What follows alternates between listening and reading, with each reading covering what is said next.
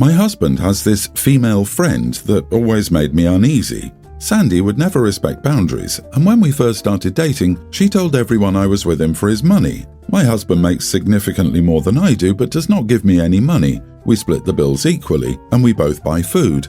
I take care of food for the baby and pay for all the expenses of my oldest child, who is not his.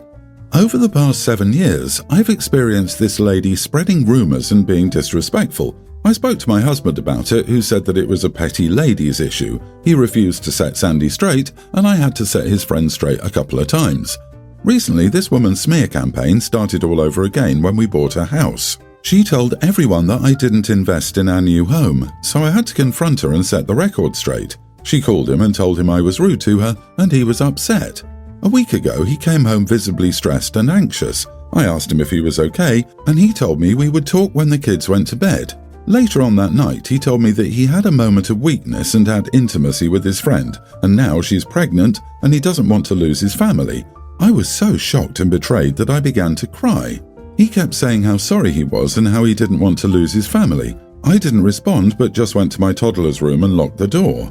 The following day, I called work and got some time off. I took the kids and went to my father's house. I told him everything and he was upset. My husband went home and didn't meet me there. He kept blowing up my phone, but I blocked him. This afternoon, his parents showed up at my father's home, begging me to return home and end the petty disagreement.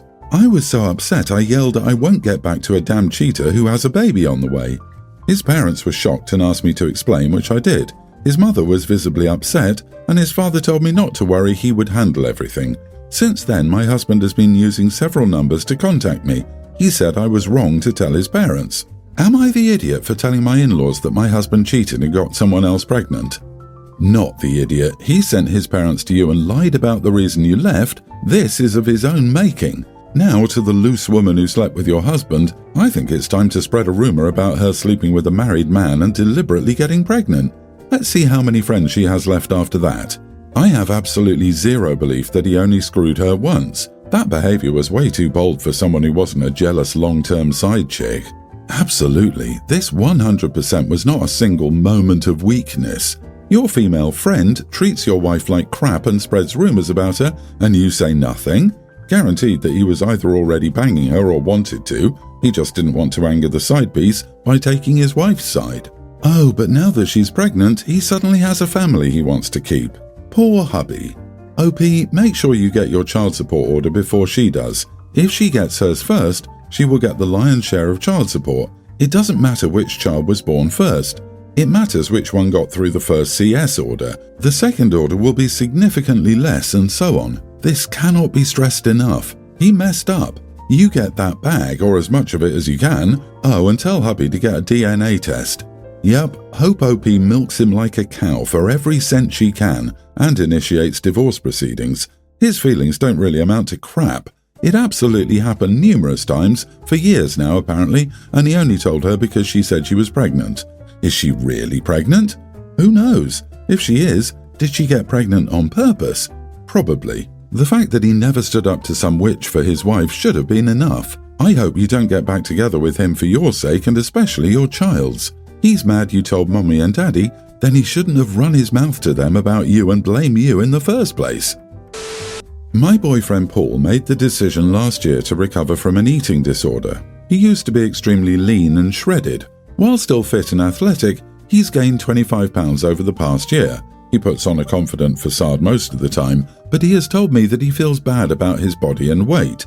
He used to get a lot of compliments on his physique and doesn't get as much anymore. I personally think he looks better now. I'm trying my best to make him feel better about himself, and he's also attending therapy every 2 weeks. Yesterday we went to the beach with friends we hadn't seen in a couple of years. Paul isn't super comfortable showing his stomach in public, but I told him he didn't have to and assured him that nobody is judging him the way he judges himself. Most of us just see a tall, handsome, fit guy. When we got to the beach, Paul started to feel more comfortable and eventually took his shirt off to play volleyball. I was so proud of him. Some friends brought a cooler of snacks, and as Paul reached for a cookie, eating in front of people is also a win for him, our friend Julia said, "Careful, don't want to get too thick." Another friend told her to cut it out, but it definitely killed the mood. Paul put the cookie back, and a couple of minutes later, he said he was cold. It was like 95 degrees Fahrenheit, and put his sweatshirt on. Things were fine for the next 30 minutes, but then Julia pointed out a very ripped man walking past us and remarked loudly, "That used to be you, Paul." Paul managed a small laugh, but he looked very visibly uncomfortable. Cut it out clearly wasn't enough. What's ironic is that Julia herself is legitimately overweight and has been since we've known her. She doesn't even work out and eat healthy like Paul and doesn't care to, which is fine, but don't go shaming someone else for not being bone shredded.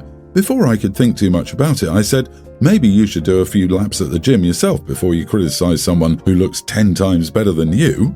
After that, some people were like, "Oh, sick burn," but others were like, that was way too much. The gathering pretty much ended at that point, and while we drove home, Paul said I'd gone too far.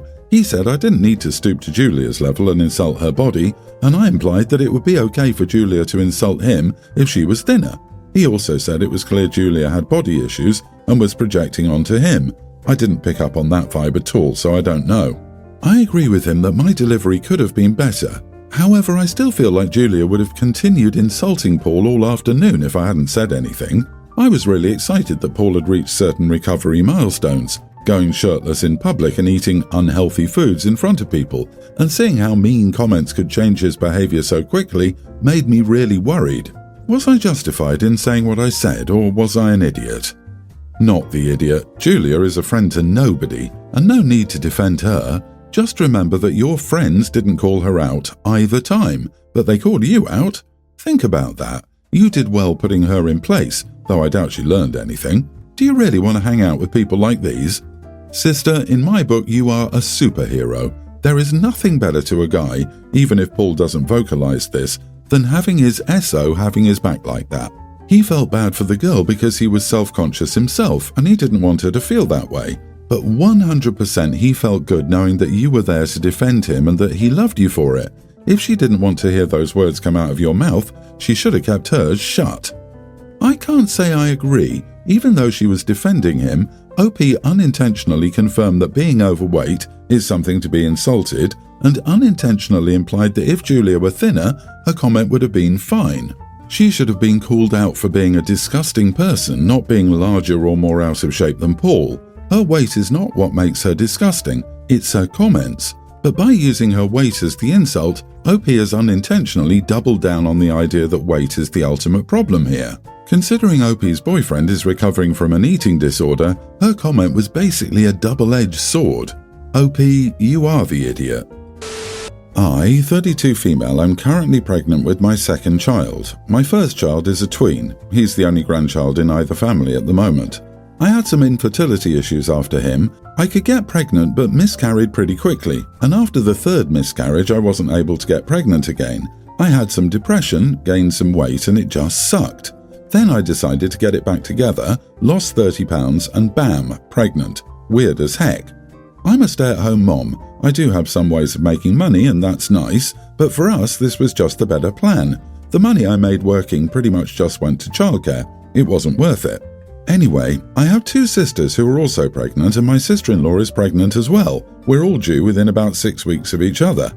I'm ridiculously excited to be having a baby and ridiculously excited to be an aunt. However, I'm not excited to be babysitting that many babies by myself.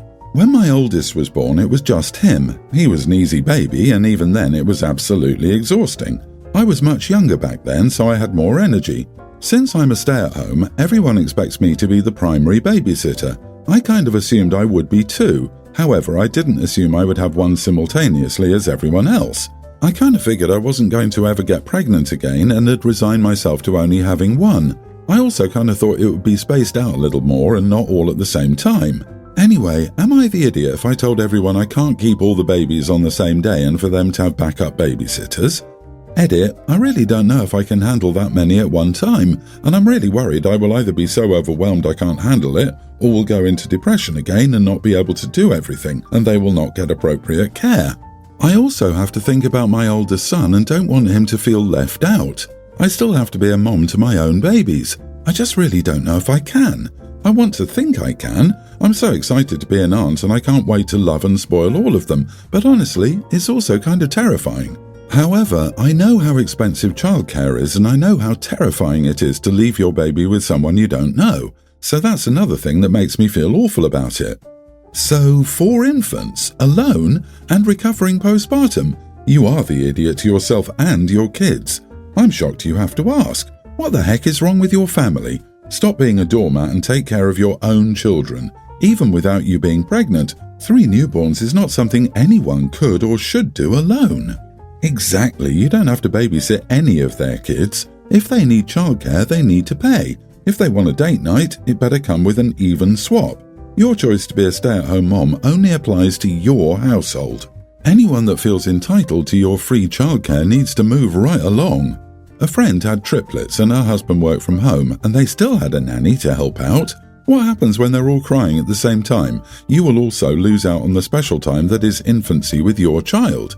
You will resent it, and all the first-time moms, they will be criticizing you and wanting special things for their baby ×4. Your tween will also be at risk of being parentified with that many babies around and them needing care. Don't feel awful for refusing to babysit, or even bad in the slightest. I know plenty of parents who have to make it work. It isn't your responsibility. They shouldn't be relying on you. I, 25 female, lost my father a year ago. He was the kindest person in the world and worked as an EMT. He died after being hit by an intoxicated driver while trying to help another driver with car trouble.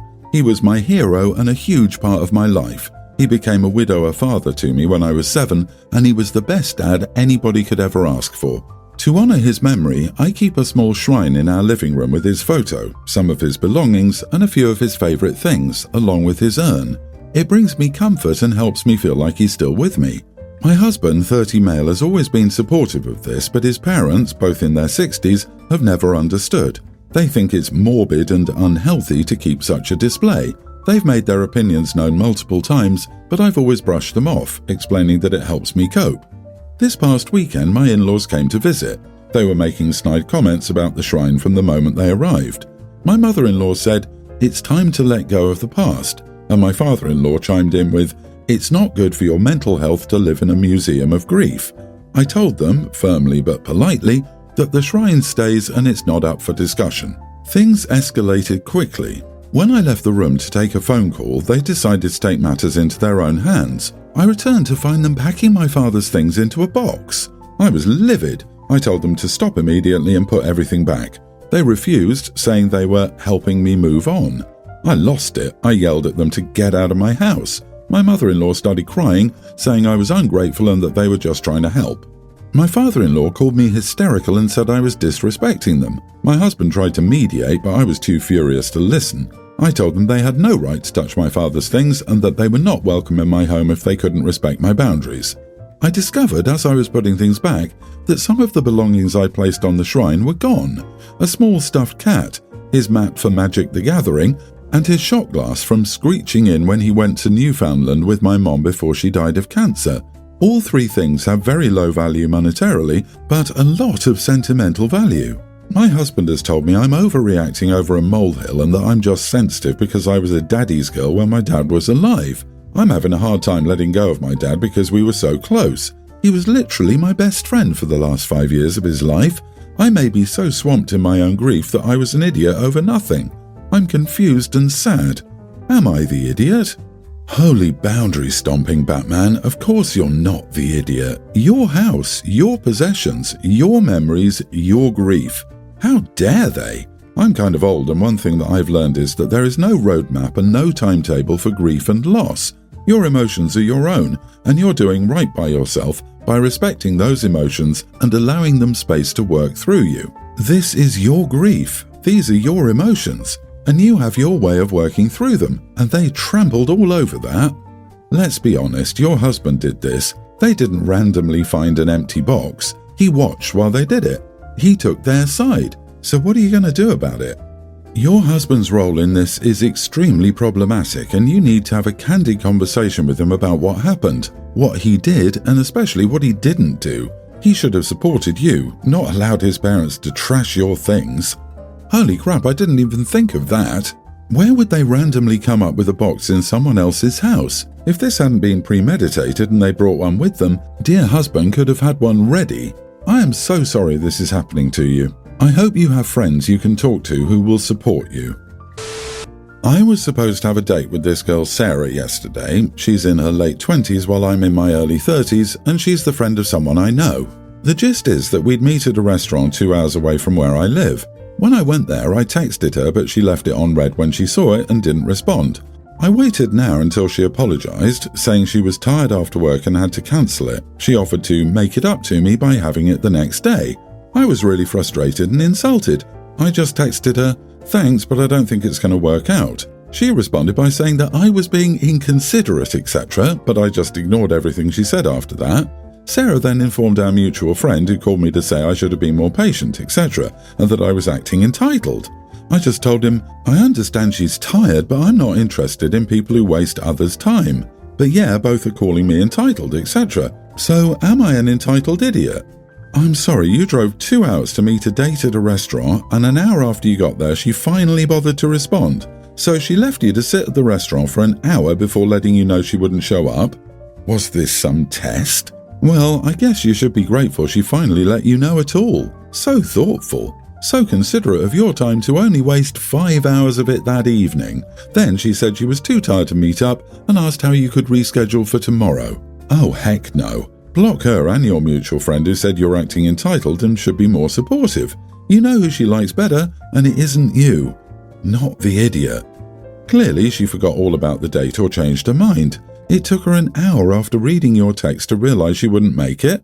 What was she doing for that hour? Best case, she rushed around trying to prepare and then decided she wasn't up for it. Worst case, she spent the hour texting friends trying to decide what excuse to give you and whether to offer to make it up.